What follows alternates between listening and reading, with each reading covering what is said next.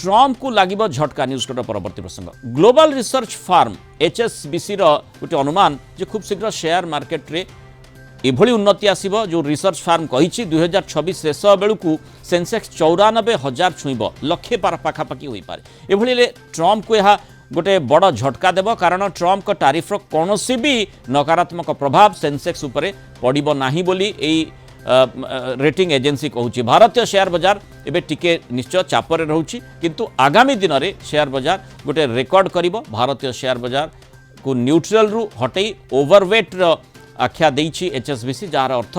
जे भारतीय शेयर बजार को उन्नत धनर बोली HSBC रेटिंग एजेंसी मानुछि सेंसेक्स लक्ष्य 2026 शेष बेलू 94,000 ऊपर को यह जाइपारे किंतु किभली भाबरे हेई पारिबो आमे से संपर्क आलोचना करिबा एभली गोटे सकारात्मक सूचना केउ आधार रे करा जाउछि रेटिंग एजेंसी करूछि अर्थनीति विशेषज्ञ मानस सुंदराय जुड़िछन्ति मानस स्वागत करिबा आलोचना को एभली हेई पारे जे आसंता वर्ष कण ता पूर्वरु आमे आशा करि परिबा जे जो लक्ष्य सेंसेक्स छुईबो सेभली गतिर सहित आमे आगो को बढ़ी पारिबा देखो प्रथमतः आमर जतिके वंस आमे देखिबा यूएस रो टैरिफ पॉलिसी जतोठू टिके रफ स्टार्ट हेइछि खास करी जो ट्रेड वॉर का जियोपॉलिटिकल इशू स्टार्ट हला परठारु आमे जे देखिबा जे आमर एठी मैक्सिमम पॉलिसीज गवर्नमेंट रो पॉलिसी स्टार्ट हला धीरे धीरे डोमेस्टिक फोकस करिकि माने आम निज इंडस्ट्री आ ये पई सेटा फोकस करबा स्टार्ट कर दिया माने इंटरनल फैक्टर्स ही ताको माने पूरा लुब्रिकेट करबो एक्चुअली इंटरनल फैक्टर गुडा कहीं गवर्नमेंट धीरे धीरे प्रोएक्टिव करिके हमर स्टार्ट हिची जदि आपण पॉलिसी मार्क करबे इनकम टैक्स रेंज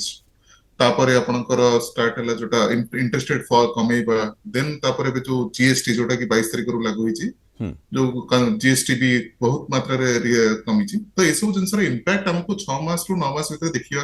को आसी जीवो तो कमिंग 6 to 9 months भीतर हमको आरो रिजल्ट्स सब देखिया आरंभ हो तो वंस जदी ता रिजल्ट हमको रिफ्लेक्ट होबा स्टार्ट हे गला तो I think 1 lakh Sensex touch करिबा इट्स अ मियर नंबर माने ट्रम्प निश्चय बुझी परिबे जे भारत भली गोटे एते बड़ अर्थनीति को प्रभावित करिबा ते सहज नुहे आपण देखो तांकरी ही इकोनॉमिक एनालिस्ट माने होछन्ती तांकर फीच होतु तापर S&P हुए तापर मार्क मोबियस होतु से माने समस्त इंडिया से तो बिजनेस करिबा इंडिया रो पोटेंशियल लिखि बारंबार कहि आछन्ती जो माने तांकर इकोनॉमिक एनालिस्ट अछन्ती इंडियन साइड तो आमे डोमेस्टिकल आम मार्केट पे आमे अपडेट रहिबा हम सी रहिबा बट से माने भी अपडेट रहउछन्ती ठीक अछि किछटा सेक्टर अछि किछटा सेगमेंट अछि जोडा टिके आमे तांको पर अधिक डिपेंडेंट बट ताकू जदी छाडी दोचे आम पाखे वास्ट इकोनॉमिक एक्टिविटी निजर ही पड़ी निजे ही आम पुणी री एनर्जाइज करने ट्राई कर खास कर जदी कहबा ये जो जीएसटी आ इंटरेस्ट रेट कमिला परे आमे आम निजे इकोनॉमी को पुणी री एम्फासाइज करके पुणी मूवमेंट दबा आरंभ करिछु एवं सेठी जदी इंटरनेशनल फैक्टर अर्थात ट्रम्प निजर माने मानसिकतार परिवर्तन करती बा यूटर्न नेबा पई बाध्य हुवंती जहाँ आशंका भी बहुत समय करा जाउछि से आशा मध्य भारतीय मानकर निश्चय रही सेही आधार किछि जदी गुरुत्वपूर्ण पदक्षेप नेछि तार मध्य इंपैक्ट निश्चय पड़िबो जो भली आशा विभिन्न रेटिंग एजेंसी करूछंती तार इंपैक्ट आधार आमे कहि परिबा लक्ष्य माने जो